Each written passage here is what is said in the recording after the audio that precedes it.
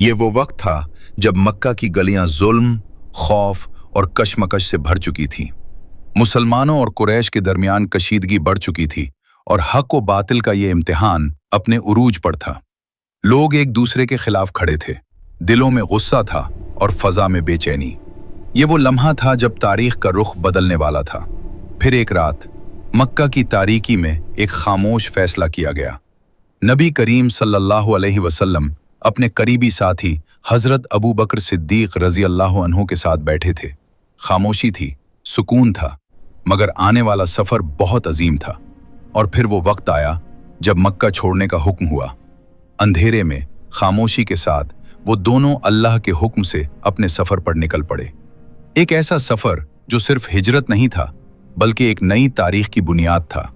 इधर कुरैश ने मंसूबा बनाया था।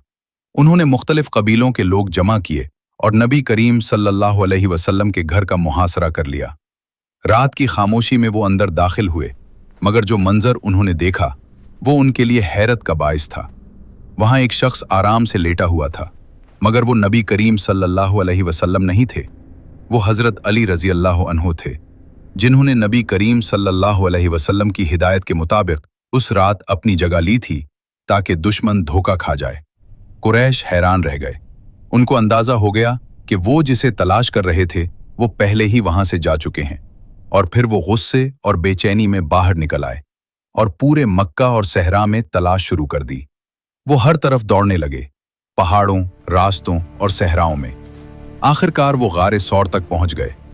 वही छोटी सी पहाड़ी गार, मगर वहां अल्लाह की कुदरत का एक अजीब मंजर था। गार के दरवाजे पर एक नाजुक सा जाला बना हुआ था।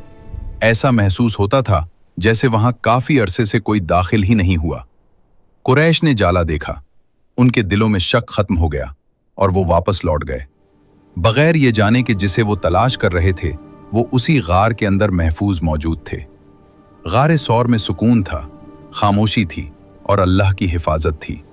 फिर वो दोनों वहां से निकले, एक लंबे और मुश्किल सहराई सफर पर, जहां रेत, हवा और खामोशी के सिवा कुछ नहीं था।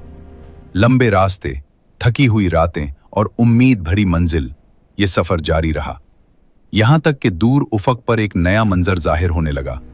खजूरों के दरख्त, हरियाली और एक नई बस्ती, मदीना। मदीना के लोग छतों पर, घरों के दरवाजों पर और रास्तों में खड़े थे। औरतें, बच्चे, मर्द सब इंतजार में थे। सबकी नजरें इस समत थीं जहां से काफिला आ रहा था। और फिर आवाजें बुलंद हुईं, वो आ रहे हैं, वो आ रहे हैं। फजा खुशी से भर गई, दिलों में सुकून उतर आया और वो लम्हा आ गया जब नबी करीम सल्लल्लाहु अलैहि वसल्लम और हजरत अबू बकर सिद्दीक रजी अल्लाह अन्हु मदीना में दाखिल हुए। पूरा शहर नूर, खुशी और मोहब्बत से भर गया। और आज वो दिन था कि यसरब, जिसे कभी मुश्किलात और बीमारियों की सरजमीन कहा जाता था, अब वो यसरब नहीं रहा था, वो मदीना बन गया, तीबा बन गया, ताबा बन गया। और मदीने के लोगों की किस्मत जाग उठी।